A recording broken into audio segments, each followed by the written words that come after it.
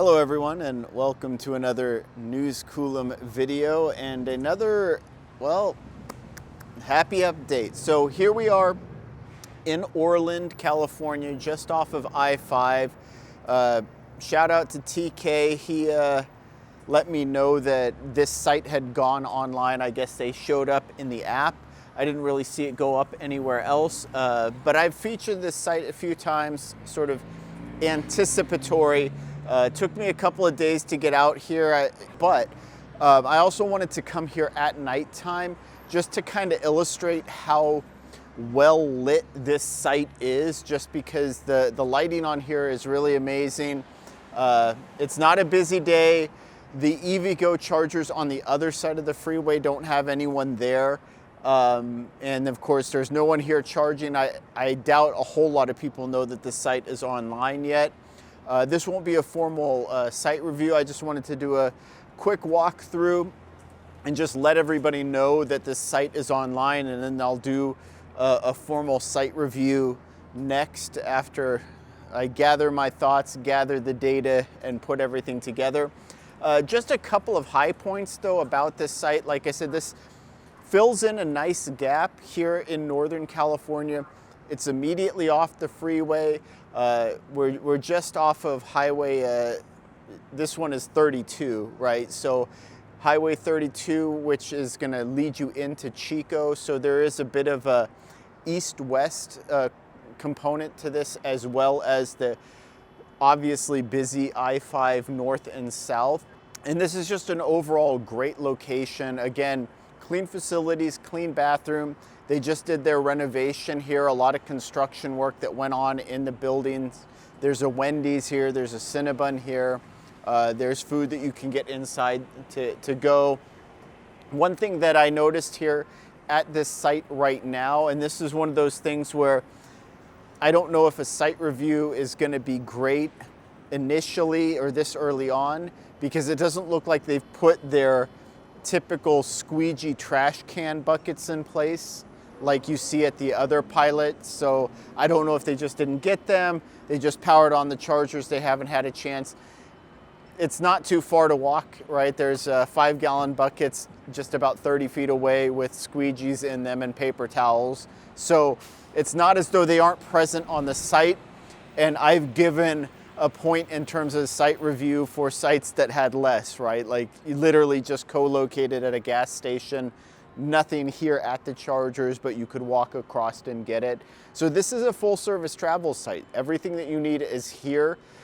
You don't have great options in terms of eateries, especially at this time of night, but it is a pilot, so you have that kind of component. Those are the types of places that you can eat, the types of snacks and food that you can get. They have the full ADA compliant. Again, one of the other big knocks on this site specifically is no full pull-through parking. Now, I know a lot of people are fine with pull-in parking like what I'm doing here, but if you have a trailer, you have to detach. You'd be blocking multiple lanes of ingress and egress. It is right next to the entrance and exit of this facility, which is nice. So I just don't know, they maybe couldn't figure out a way to get pull-through stalls here just with the site layout and everything else, but that's going to be one of the, I think the biggest drawbacks to this site is if you are towing a trailer, this site might not be the right site for you. And I really can't foresee any of the sites that I know coming online soon in Northern California. None of them are really going to facilitate trailers, except for maybe one stall at one of the BP Pulses at the TA Travel Center that I visited recently, or the Mercedes-Benz, if they don't put like the the stanchions back in place or the parking blocks. But that being said, overall, this is a really crucial site. You're about 20 miles north of the Electrify America in Willows, and there's another 50 kilowatt charger in Willows. And then that's another 20, 25 miles, maybe 30 miles north of Williams that has the electric Era an EVgo that's currently down, and then a V3 supercharger. So, and then of course Iona is going in Willows. Again, that's about 20 miles to the south of here. The other thing though, in terms of the Pilot Flying J network along I-5 in California, this fills in a needed gap, right? So if you want to be able to drive the length of California just using Pilot Flying J, it's about 130 miles to the Pilot Flying J in Weed. So, and that's up in elevation. So even a car like the Bolt EV with reasonable range is going to struggle to make a quick stop here and then make it all the way up to Weed, Pilot Flying J. So you're going to have to probably charge in between. So that 130 mile gap is pretty long, considering, like I said, 2 to 3 to 4,000 foot elevation change. And then in winter time, all bets are off. There's a lot of cars that aren't going to be able to make that 130 miles even on an 80 to 90% charge, especially not at freeway speed. And then of course the southbound, the next one that they have going in, looks like they have it listed as Lathrop. I drove by that Pilot Flying J location, not realizing that it was an actual, I thought it was a truck stop, which is why I didn't stop there on my sort of scouting trip south. But that's easily another 100 to 120 miles south, right? So for a longer range, big battery EV, this spacing might be okay. And then you're just sticking here to Pilot Flying J, GM Energy. But the other thing too is, checking the price here, it's 60 cents per kilowatt hour. So it's a little bit on the hefty side, not bad for California. Right, gas prices are over $4 a gallon here. $4.15 for regular, but all the way up to like $4.86 for premium, it looks like. So pretty expensive no matter what you're fueling. And then, you know, I've been charging up on solar, so my base rate is really low, as in free right now, but I still haven't upgraded my system to the point that I can charge overnight all the way to full. So since I'm down here doing some shopping, I'm actually charging up, and I wouldn't say I'm topping up quite a bit, but I don't mind charging for longer than I would have normally, just to get extra juice. So I'm gonna actually be here in Orland again in just a few days. So I'll be able to stop by again, check on the site again, check on the other EVgo site on the other side of the street.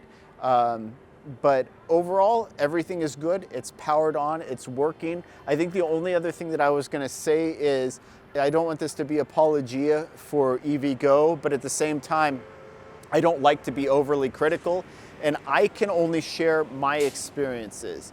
And so in my experiences, yes, EVgo is probably at its least reliable the first couple of weeks that hardware goes in. And that might have just been some toothing pains, right? That might have just been some issues early on with this Delta hardware. But recently, when I visited sites, they've gone in, they've been reliable, they've worked right away. I know I've seen a lot of people visit EVgo sites that just go in, and there are usually problems. Something isn't working right, something isn't connected right. But I haven't had that experience so much myself. The one exception that I would say though is the Patterson EVgo that GM Energy EVgo that I visited. It worked fine for me when I took my Bolt EV, and then just a few weeks later when I drove by in my Chevy Volt, I saw a number of people having issues with those chargers, not getting a charge. So I don't know how EVgo is faring in terms of their reliability over time with these Delta units, because one of the big criticisms is, right, if you're going to only put in 2 dispensers, 4 stalls, they kind of need to be 100%. And if they're not, you're going to feel it really badly. So it's one thing if you have 6, 8, 10, 12 stalls and 2 of them are down, hardly anybody notices. But when you only have 4 stalls and 2 dispensers, right, 1 stall goes down, that's already, you're only at 75% capability. And if 1 dispenser goes down, you've already lost half the capability of the site. So I think it's really important that if EVgo and GM Energy are going to be placing these smaller sites on high traffic areas like this, they need to make sure they're 100%. And you know, the good thing about this location is, again, there's the fallback immediately on the other side of the overpass, where there's a couple of 100-kilowatt EVgo Delta City chargers. So it's not like you're going to get stranded even if you show up here with just like a mile of range left. But again, it doesn't instill as much confidence when you have this few chargers unless you are really nailing the reliability. So anyway, it's powered on, it's ready to use. If you're traveling through Northern California, this is going to be a great option for you that lets you skip over a Walmart and an Electrify America that's been problematic and is very busy. Hopefully Corning, which is only about 20 miles north of here, 15, 20 miles north of here, that BP Pulse at the Petro is online soon. And then we'll have some Alpitronics to also, you know, sort of fill in that gap. So worst case scenario, you stop here, and if you can get 20 miles, you can get up to a bunch of Alpitronics, right? So this is just more options, nice coverage, nice way of spreading out across businesses, across services. And like I said, a little bit of a bonus here too, because this is also covering a fairly well-trafficked east-west travel corridor as well. Well, I think that's it for now. Like I said, look forward to the site review with the new sort of revised scoring model coming soon. And thank you for watching.